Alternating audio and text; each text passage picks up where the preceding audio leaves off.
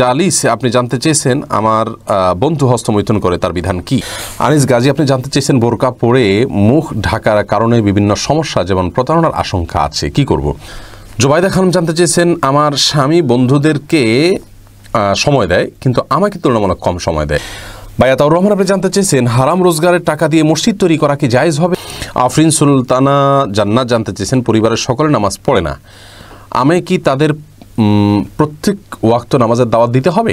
এরপরে ইসরাত ইসলাম রাফি জানতে চেয়েছেন সম্পত্তি বন্টনের ক্ষেত্রে নারীকে পুরুষের সমান অংশ দিলে পিতা কি গুনাহগার হবে। আয়েশা আরোহী এটি থেকে জানতে চেয়েছেন সালাতুল তাসবিহ নামাজ পড়া যাবে কি। এরপরে ফারজানা সুলতানা জানতে চেয়েছেন আল্লাহর পরীক্ষা নাকি শাস্তি কিভাবে বুঝবো।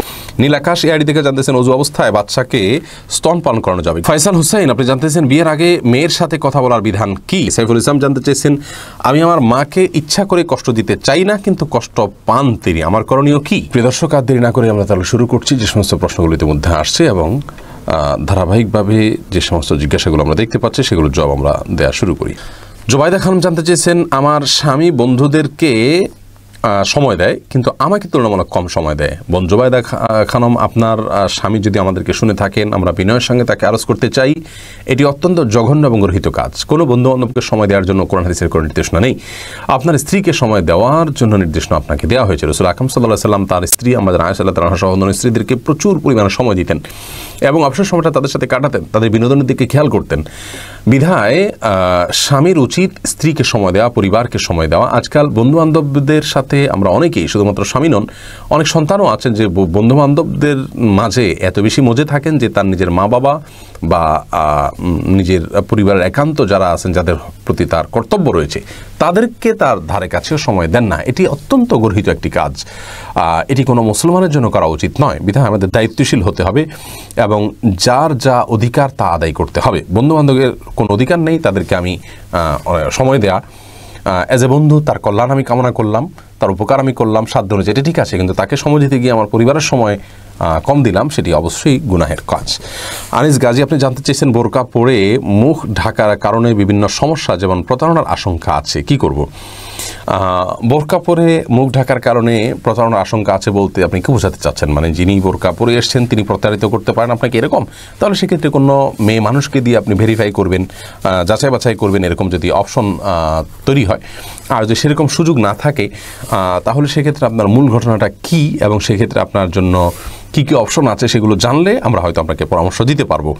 বাকি পর্দার বিধানকে শুধুমাত্র সংশয় সন্দেহের উপরে ভিত্তি করে এটাকে অ্যাভয়েড করার বা অস্বীকার করার বা এটাকে আপনার পরিহার করার কোনো সুযোগ নেই। বায়াতাউর রহমান আপনি জানতে চেয়েছেন হারাম রোজগারের টাকা দিয়ে মসজিদ তৈরি করা কি জায়েজ হবে। না ভাই, ইন্নাল্লাহা তাইয়্যিবুন ওয়ালা ইয়াকবালু ইল্লা তাইয়্যিবা। নবী সাল্লাল্লাহু আলাইহি ওয়াসাল্লাম বলেছেন আল্লাহ তাআলা পবিত্র, পবিত্র ছাড়া কোনো কিছু আল্লাহ তাআলা গ্রহণ করেন না। বিধায় আল্লাহর রাহে যদি আমরা কেউ দান করি তাহলে সেটা যদি পবিত্র না হয় আল্লাহ তাআলা সেটাকে গ্রহণ করবেন না। মসজিদে কেউ দান করলেন হারাম টাকা, সেটা আল্লাহর কাছে গ্রহণযোগ্য হবে না। আল্লাহ নাপাক বা পবিত্র জিনিস গ্রহণ করেন না, এতে কোনো সওয়াব তিনি পাবেন না। আফরিন সুলতানা জান্নাত জানতে চেয়েছেন পরিবারের সকলে নামাজ পড়ে না, আমি কি তাদের প্রত্যেক ওয়াক্ত নামাজের দাওয়াত দিতে হবে। আপনি প্রত্যেক ওয়াক্তের সময় তাদেরকে স্মরণ করিয়ে দেওয়া আপনার জন্য উচিত, বিশেষ করে তারা যদি ভুলে যায় সেজন্য। আর যদি তারা ইচ্ছাকৃতভাবে সালাতের ব্যাপারে তারা আপনার গাফেল থাকেন তাহলে এরকম পরিস্থিতিতে আপনি তাদেরকে প্রত্যেক ওয়াক্তে ওয়াক্তে সালাতের দাওয়াত দিতে হবে এমন নয়, বরং মৌলিকভাবে তাদেরকে সালাতের জন্য বলতে হবে যাতে করে তারা সালাত আদায় করেন। এই চেষ্টাটা আপনার থাকতে হবে।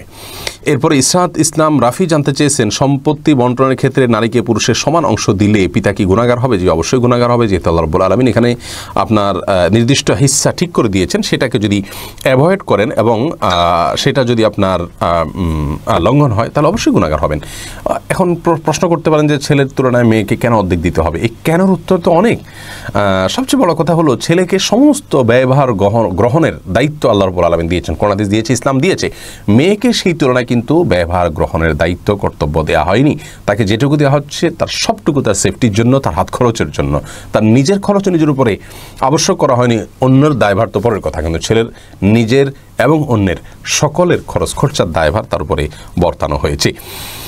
অতএব আল্লাহর বিধানকে লঙ্ঘন করলে সেটি গুনাহের কারণ হবে। আল্লাহ রাব্বুল আলামিন স্পষ্টভাবে কোরআনে কারিমে বলেছেন যে লা তাদরুনা আইয়ুহুম আকরাবু লাকুম নাফআ, তোমাদের সন্তান সন্ততি আত্মীয় স্বজনের ভিতরে কে কতটা উপকার আসবে তোমরা নিজেরা জানো না। অতএব আল্লাহ তাআলা যাকে যে হারে দিতে বলেছেন তোমরা সেই হারে দিয়ে যাও।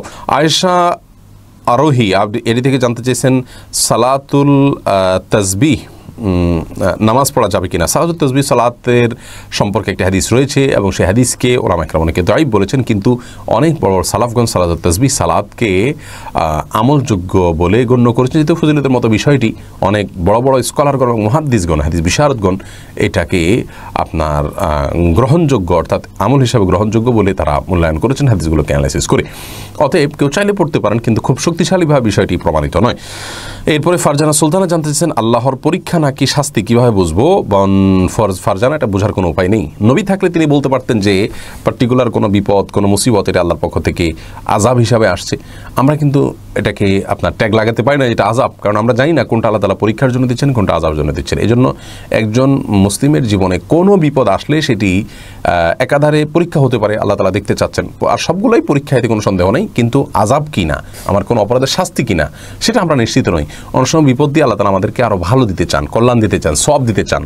বিধায় কোনো বিপদ হলেই সেটাকে আযাব হিসাবে আমরা ট্যাগ লাগাতে পারি না। তবে হ্যাঁ, আযাব হিসাবে সেটাকে আমরা ট্রিট করে নিজেকে আমরা সংশোধনের পথে অগ্রসর হতে পারি, নিজেকে আমরা আত্মসংশোধন করতে পারি এবং নিজেকে বোঝাতে পারি যে আমার কোনো পাপের কারণে এটি হয়ে থাকতে পারে। তো তওবা করে ইস্তেগফার করে আল্লাহর দিকে অগ্রসর হওয়ার চেষ্টা করা উচিত। কিন্তু নির্দিষ্ট করে অন্য কেউ আরেকজনের বিপদ আপদ দেখে সেটাকে আযাব বলে ট্রিট করা বা আপনার ট্যাগ লাগানো এটা উচিত নয়। এটা নবীরা শুধু বলতে পারেন আল্লাহ তাআলা ওহীর মাধ্যমে।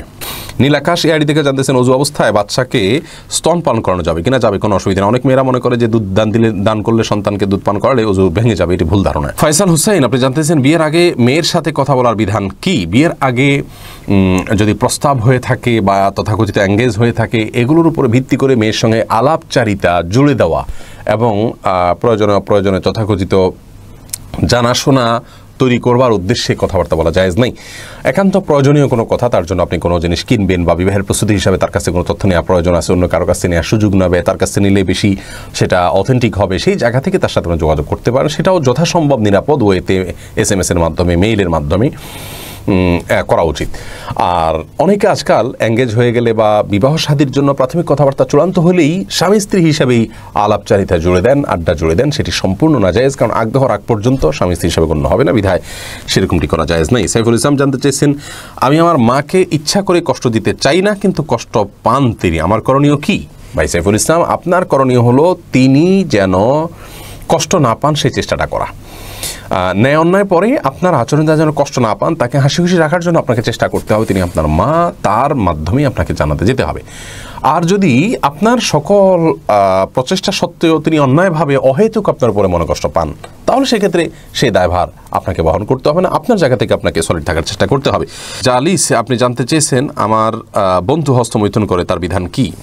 ভাই, আপনার বন্ধু যিনি হস্তমৈথুন করছেন তিনি হারাম কাজ করছেন। হস্তমৈথুন করা অপরাধ, জেনা করা যেরকম গুনাহের কাজ, হস্তমৈথুন করা এরকম গুনাহের কাজ। অনেক ভাই বোন এটিকে তেমন কোনো দোষণীয় মনে করছেন না। আল্লাহ রাব্বুল আলামিন যৌন চাহিদাকে চরিতার্থ করবার জন্য বা যৌন চাহিদা মেটাবার জন্য, পূরণ করবার জন্য স্বামী স্ত্রীর মিলন ছাড়া অন্য কোনো পদ্ধতি আপনার শরিয়া পদ্ধতিতে যে কৃতদাসী রয়েছে, সেই কৃতদাসী স্ত্রীর মতোই অনেকখানি শরিয়াতের স্ত্রীর অনেকগুলো বিধান তার জন্য প্রযোজ্য হয় এবং স্ত্রীর মতোই আল্লাহ রাব্বুল আলামিন সেটাকে সুযোগ দিয়েছেন। অতএব সেটা নিয়ে আবার বিস্তর আলোচনা আছে, কেন দিয়েছেন এবং এটা ছাড়া বিকল্প আর কিছু আছে কিনা, আদৌ কোনো বিকল্প আসলেও নাই।